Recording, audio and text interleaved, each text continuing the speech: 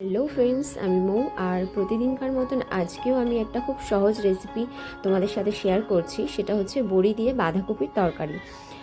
আমার মনে হয় প্রত্যেকটা মানুষের খুবই প্রিয় এই রান্নাটা। বাঁধাকপির তরকারিটা সবারই খুব পছন্দের। তো চলো শুরু করা যাক। প্রথমেই আমি বাঁধাকপিটা খুব ভালো করে কুচিয়ে নিয়ে একটু জলের মধ্যে, সামান্য হাফ কাপ জলের মধ্যে বাঁধাকপিটা সেদ্ধ দিয়েছি। 1 মিনিট মতন সেদ্ধ দিলেই হয়ে যাবে। তার মধ্যে আমি দিয়ে দিয়েছি কিছু কড়াইশুঁটি।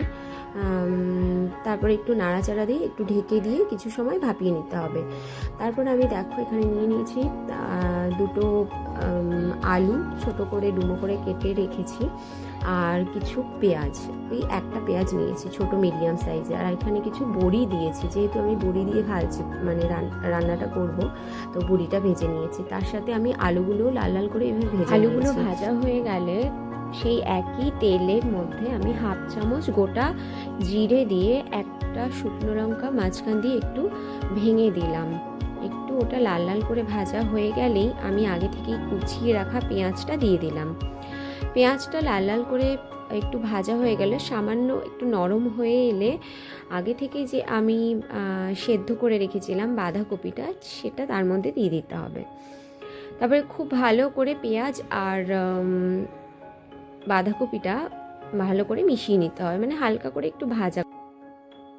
তারপর আমি দুটো কাঁচা লঙ্কা দিয়ে দিলাম। আর এইদিকে আমি আগে থেকেই এখানে হাফ চামচ আদা বাটা, হাফ চামচ জিরে আর হাফ চামচ মতো হলুদ গুঁড়ো দিয়ে তার মধ্যে মিডিয়াম সাইজের একটা টমেটোর হাফ আমি দিয়েছি, এখানে 3 টুকরো করে দিয়েছি। আর ভেজে রাখা আলুটাও আমি এখানে দিয়ে দিয়েছি। খুব ভালো করে সমস্ত কিছুর সাথে মিশিয়ে দিতে হবে। তারপর দিলাম এখানে আমি 1 টিস্পুন নুন নুনটা দিয়েও খুব ভালো করে সমস্ত কিছুর সাথে মিশিয়ে নেব। তারপরে সামান্য একটু ঢেকে দিতে হবে, জাস্ট 1-2 মিনিটের মতন ঢেকে দিয়ে তারপরে ঢাকনাটা তুলে দেখো আবার আমি খুব ভালো করে সমস্ত কিছুর সাথে মিশিয়ে নিলাম। এভাবেই জল ছাড়াই বাঁধাকপিটা খুব সুন্দর তৈরি হয়ে যাবে। দেখো খুব ভালো করে মিশিয়ে নিতে হবে।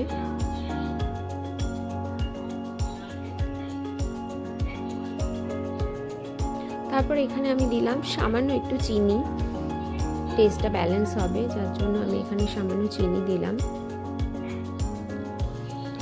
আগে থেকেই আমার ভেজে রাখা বড়িগুলো, আগে দেখেছো আমি বড়িগুলো ভেজে রেখেছি, যেহেতু আমি বড়ি দিয়ে বলেছি, তোমাদেরকে বললাম আমি বড়ি দিয়ে করব, তো বড়িটা এখানে দিয়ে দিলাম আর খুব ভালো করে মিশিয়ে নিলাম সমস্ত কিছুর সাথে। দেখো এদিকে আমার আলুটাও অনেকটাই সেদ্ধ হয়ে গেছে। তারপর আমি কিছুটা এখানে ধনে পাতাও ছড়িয়ে দিলাম, দিয়ে খুব ভালো করে মিশিয়ে নিতে হবে। ধনে পাতাটা সমস্ত কিছুর সাথে মিশিয়ে নিলাম। আমার আজকে রেসিপিটা একদম কমপ্লিট হয়ে গেছে। দেখো বাঁধাকপিটা অনেকেই রুটির সাথেও খুব পছন্দ করে, আর তাছাড়া ভাতের সাথে তো খুব ভালোই লাগে। আজকের ভিডিওটা যদি তোমাদের সকলের ভালো লেগে থাকে তো অবশ্যই একটা লাইক দেবে, সাবস্ক্রাইব করতে একদম ভুলো না। প্লিজ সাপোর্ট মি, আমি যাতে আরও এগিয়ে যেতে পারি, আরও ভালো ভালো রেসিপি তোমাদের সাথে শেয়ার করতে পারি। তার জন্য তোমরা আমাকে প্লিজ একটু সাপোর্ট করো। Thank you for watching.